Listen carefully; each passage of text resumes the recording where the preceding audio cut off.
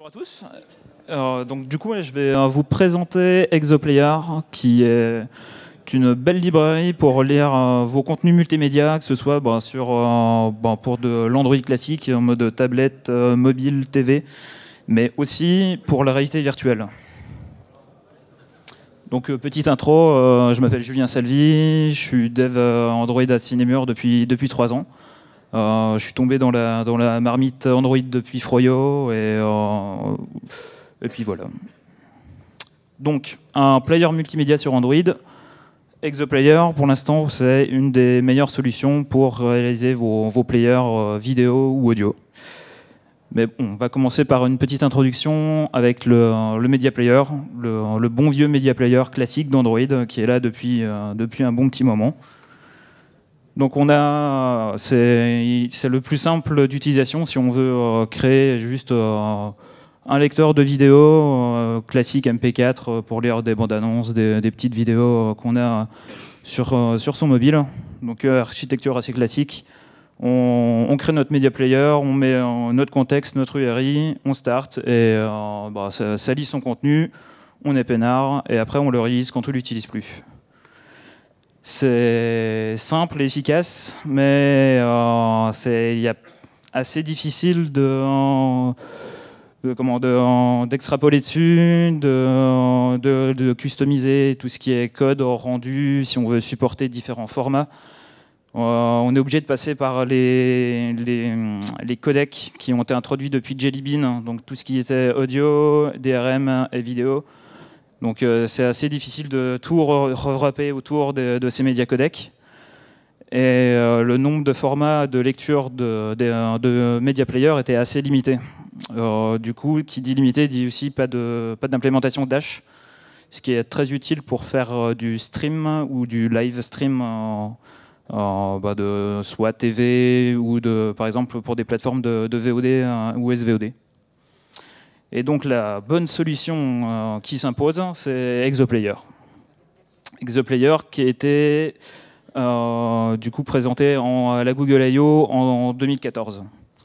Donc pour implémenter Exoplayer, facile, on va sur le repo JCenter, on apporte sa petite dépendance Exoplayer, comme ici, et après on passe au code.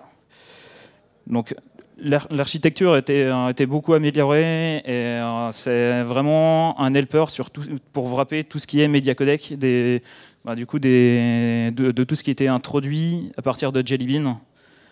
Et ça simplifie grandement l'intégration de plusieurs renderers et on peut faire aussi ses propres renderers s'ils ne sont pas déjà implémentés par Exoplayer. Donc Exoplayer en quelques chiffres. La V1 introduisait pas mal déjà de formats de vidéo supportés, tels le MP4, le fragmented MP4 en FLV, web mobile, MKV, des compteurs assez classiques, plus des formats audio aussi assez classiques, MP3, ACC et Wave. FLAC et Opus sont disponibles aussi en passant par les extensions. On a 5 extensions qui permettent d'améliorer encore plus Exoplayer avec un wrapper réseau un peu plus optimisé avec OKHTTP, des wrappers FLAC et Opus. Et du coup, ça permet de supporter plusieurs formats qui ne sont pas là de base ou qu'à partir de certaines versions d'API. Donc il a été principalement créé pour faire du Dash qui n'était pas disponible du coup avec le Media Player, mais on peut très bien aussi faire du smooth streaming et du HLS live ou juste en streaming classique. Et du coup on peut aussi faire du contenu protégé. Donc les deux solutions de base sur Android, c'est Widevine et PlayReady. PlayReady uniquement sur Android TV. Et sinon, on peut aussi passer par d'autres protections de contenu annexes, par exemple passer par ExpressPlay qui peut supporter d'autres types de DRMisation, mais ça c'est en passant par des libs externes et à intégrer soi-même. Et pour les formats texte, pareil, on peut se mettre des sous-titres en mode VTT, SRT, TTML, c'est assez classique niveau rendu texte. Donc on va passer à un peu de code pour la V1. Tout simplement, genre l'initiation du player. Suffit avec la factory d'instancier le nombre de renderers qu'on veut. Après, on a la partie donc, création des renderers, que ce soit vidéo ou audio, un seul ou les deux, ou même un troisième si on veut faire du rendu texte. Là, j'y reviendrai tout de suite après. On injecte nos renderers dans le player. On passe la surface dès qu'elle a été initialisée en disant bah, ça y est, ma surface est prête, tu peux rendre dessus. Et après, on start le player. Ben, dès qu'il a fini de s'initialiser, on lui dit bah, vas-y, tu peux jouer la vidéo sur cette surface. Donc la surface peut être soit une surface Android, une surface View ou une surface Holder, au choix de comment vous l'avez implémenté. Et il ne faut surtout pas oublier de release le player dès que vous avez plus besoin de son utilisation. Il faut impérativement le release, sinon ça va poser problème pour d'autres applications. Donc on parlait des renderers. Donc là c'est la partie où c'est qu'on instancie les renderers vidéo, audio en disant ok, on va prendre par exemple l'extracteur sample source. Ici, c'est pour décoder tout ce qui est vidéo assez classique, type MKV, MP4. Donc, on lui met une allocation sur le buffer. On lui dit, OK, ben, ça, c'est ta source. On lui dit, ben, il y a de la vidéo, donc on instancie notre vidéo renderer. Et après, on lui dit, ben, aussi, mon contenu contient de l'audio, donc on lui instancie aussi l'audio renderer. Et au choix, on peut aussi lui dire ben, tu peux rendre tes textes et sous-titres en faisant des textes renderers. Donc là, c'était la première version qui datait de 2014, qui était bien, mais il y avait beaucoup de code autour à faire soi-même. Par exemple, avoir son propre wrapper exoplayer, écrire soi-même les renderers. Et donc, à partir de septembre 2016, ils ont introduit la version 2. Donc là, qui simplifie grandement l'intégration d'Exoplayer.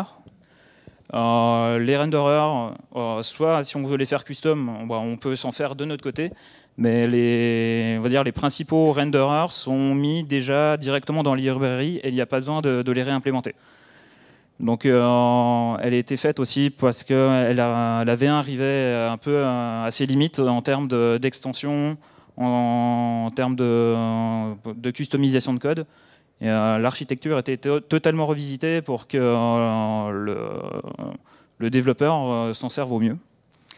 Et, tout ce qui était HLS, Adaptive Streaming, Audio, tout ça était aussi beaucoup mieux structuré et grandement amélioré. Il y a aussi l'introduction de deux extensions, une basée sur FFmpeg pour supporter encore plus de supports audio, tels que le son DTS, DTS HD ou True HD, et aussi une extension GVR de Google VR pour obtenir un son spatialisé. Celle-là a été introduite assez récemment dans la dernière qui est sortie, la 2.3.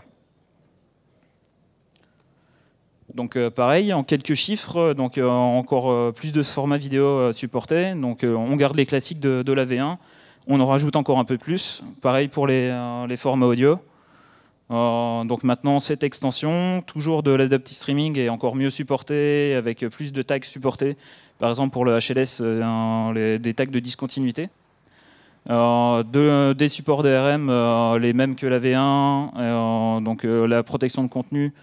Et là est même amélioré avec du support Widevine offline et toujours les mêmes formats texte qui sont là là et améliorés pour décoder vos sous-titres.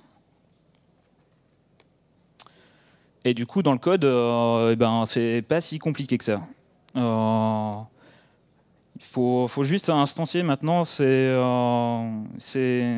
track selector au début. Donc là, qui va servir pour switcher soit de pistes audio, de pistes texte ou de pistes vidéo s'il y en a. Le load control est là pour contrôler tout ce qui est buffering. On instancie son player avec juste l'Exoplayer Factory, et on a besoin quasiment de rien plus. Ils ont même fourni maintenant une view qui permet d'appliquer les contrôles play, pause, seek, fast forward. Donc, si vous voulez la customiser, vous pouvez introduire vos propres layouts ou même faire votre propre view Exoplayer de votre côté. Mais il y en a une déjà toute prête que vous pouvez utiliser. Donc, on attache la view avec le player. Il suffit après de déclarer les sources qu'on veut introduire au player. Donc là, par exemple, soit une source classique MP4, par exemple une bande-annonce, une vidéo. On définit cette source, on l'injecte dans le player, et après, comme dans la V1, on lui dit vas-y, joue quand t'es prêt, après je regarde. Donc quelques nouvelles fonctionnalités aussi ont été introduites dans la V2. Par exemple, le chargement de sous-titres externes se passe maintenant plus dans les renderers comme c'était dans la V1, mais maintenant se passe au niveau de la média source. Donc on peut prendre notre vidéo, lui dire ok, ça c'est ma vidéo source. Après on a mes sous-titres. Pareil, c'est ma source, c'est un .srt, un .vtt. Et après, on utilise un merge source qui va synchroniser les deux. Donc, les sous-titres et la vidéo audio seront synchronisés ensemble si on switch sur ce sous-titre. Donc, il y a aussi l'introduction de looping. Donc, on peut jouer une vidéo en boucle à la Vine en mettant cette média source-là. Et on peut aussi concaténer des vidéos. Donc, prendre une vidéo A, B, C et dire ok, tu les joues à la suite. Donc, on définit nos sources, on les injecte et il va passer de vidéo en vidéo naturellement. Et après, on peut faire un merging de tout ce qu'il y a ici, genre mettre une vidéo A, B et B et lui dire ok, tu loupes indéfiniment sur ce set de vidéos. Donc on peut faire une combinaison de toutes ces médias sources. Alors en quelques chiffres, Exoplayer versus Media Player. Bon, clairement c'est Exoplayer qui est beaucoup plus performant. Ces stats datent d'un peu de 2014. Mais vous voyez que niveau start de vidéo ou même niveau buffering, Exoplayer est clairement au-dessus si vous voulez faire un bon player vidéo. Et du coup, c'est bien de faire des players comme ça sur mobile, sur tablette. Ouais, on va dire que c'est un peu old. Maintenant, place à la réalité virtuelle. À Cinemur, ça fait maintenant un peu plus d'un an qu'on se lance dedans. Et on voulait recréer l'expérience d'un cinéma en réalité virtuelle. Avoir vraiment l'impression qu'on est au cinéma, mais à la maison. Donc on s'est dit, on doit le créer.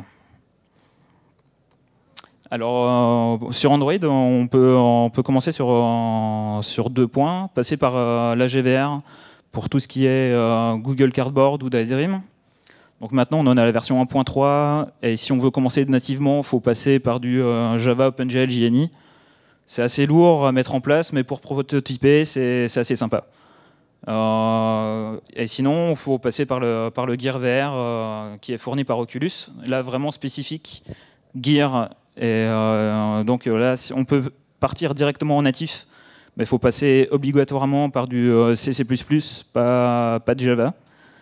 Donc assez lourd si on veut prototyper rapidement une application. Donc là, on s'est dit, il faut créer notre live wrapper pour lire nos vidéos dans notre salle de cinéma en réalité virtuelle. Donc on est parti sur Exoplayer.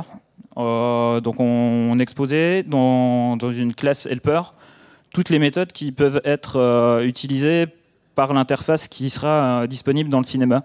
Genre les contrôles de play pause, switch audio, injection de la vidéo, injection des sous-titres, récupération des events du player, et du coup pas mal de callbacks issus du player. On a ajouté nos petites extensions qu'on voulait bien, par exemple l'extension de la GVR pour avoir un son spatialisé, le fragment, enfin l'extension FFmpeg pour avoir encore plus de support audio, et HTTP pour l'amélioration de la couche réseau. Donc nous, on a décidé, comme on n'utilisait pas encore Widevine chez nous, on utilise une autre solution DRM, donc on a aussi intégré notre plugin DRM pour lire nos vidéos protégées. Donc on est parti, premier test, hop, on se lance avec la GVR, on crée un petit player de base sur Exoplayer avec uniquement notre live wrapper, de l'OpenGL et le SDK GVR. Donc pour l'instant tout va bien, on rend notre vidéo dans notre surface OpenGL, on a quelques contrôles pour dire que ça marche, et c'est assez rapide pour prototyper là-dessus. Et maintenant on s'est dit, faut passer à quelque chose d'un peu plus réaliste, donc on passe vers du développement sur Unity, pour avoir importé genre, notre salle de cinéma qui était modelée par des collègues, et on va développer notre application sur Unity. Donc sur Unity, il y a une movie texture de base, mais qui n'est pas supportée sur Android. Donc on est passé par notre propre solution. Donc on a pris notre plugin qu'on avait développé avec la GVR, et on l'a introduit dans Unity, et le principal lien qu'il faut faire, c'est passer la surface Unity vers la surface Android. Et donc pour développer un plugin sous Unity, on peut soit le faire en pur Java, en pur C++, ou les deux. Ce qui est utilisable par Unity sont les points jar, les points AR ou des points SO. C'est comme vous voulez. Donc on va partir un peu plus dans le code Unity et JNI. Donc ici, là, vous avez un bout de code qui peut être dans votre script Unity. Donc c'est du C#. Pour accéder, par exemple, là, c'est uniquement une classe Java accessible qui se trouve, par exemple, dans un point jar ou dans un point AR. Donc vous récupérez le Unity Player, donc qui est l'activity principale du player Unity. Donc c'est votre current activity. Vous définissez votre bridge, par exemple ici mon bridge Exoplayer. Et ensuite, dès que c'est initialisé, vous pouvez appeler des fonctions définies dans votre plugin via le bridge Unity Java. Donc par exemple, ajout de sous-titres, et si vous devez faire tourner du code dans le main thread Android, il faut appeler le run on UI thread pour lancer vos fonctions. Sinon, elles ne vont jamais arriver à votre plugin. Vous pouvez aussi partir sur du C++ et faire ça en plus optimisé. Enfin, c'est beaucoup plus optimisé qu'en passant par du Java. Donc, par exemple, vous avez votre fonction de base qui renvoie un float dans votre plugin, et dans Unity, vous faites un DLL import avec votre nom de votre plugin, et c'est la définition qui sera faite dans votre script Unity, et vous avez juste à l'appeler directement après sans passer par 8000 lignes de code pour un plugin Java. Et du coup, comme Exoplayer est pur Java, on est obligé de mixer les deux. Donc le but, c'est de créer un bridge C++ entre Unity et notre lib Exoplayer.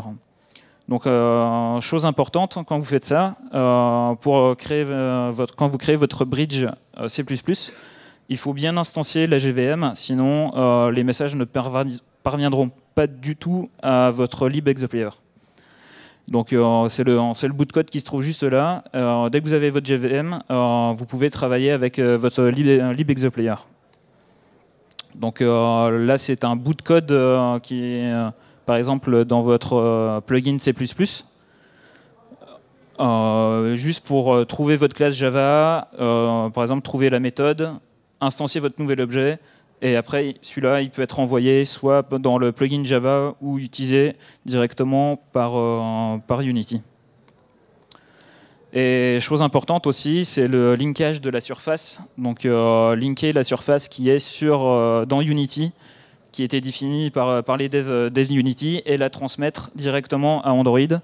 Donc là, on est obligé de passer par du C++ et la JNI pour lui passer le pointeur de la surface Unity et ensuite créer notre surface qui se trouve pour créer notre surface et l'instancier directement sur le player. Donc en résumé, une appli Unity, chez nous, ça se passe comme ça. On a notre Java code ici, qui contient ExoPlayer, notre bridge C++ pour communiquer plus rapidement entre Unity et la JNI, et ça gagne de l'optimisation, parce que sur mobile, la réalité virtuelle, l'optimisation, c'est primordial. Et donc ici, dans le code C++, vous avez votre bridge pour communiquer avec le player et créer la surface. Donc avec ExoPlayer, vous pouvez créer une multitude de players, que ce soit sur mobile, sur TV, sur tablette, et maintenant même avec la réalité virtuelle. Si vous voulez en savoir plus sur ExoPlayer, Google tient un très bon médium où c'est qu'ils font des articles sur chaque grosse release ou nouvelle feature introduite. Vous pouvez aussi regarder le médium que j'avais écrit pour ma boîte, où c'est que je détaille un peu plus les features pour faire des plugins, enfin des players pour la réalité virtuelle. Et si vous êtes intéressé aussi pour juste faire des plugins sur Unity, la doc Unity est très très bien faite. Et ben, je vous remercie. Si vous avez des questions, il ne faut pas hésiter.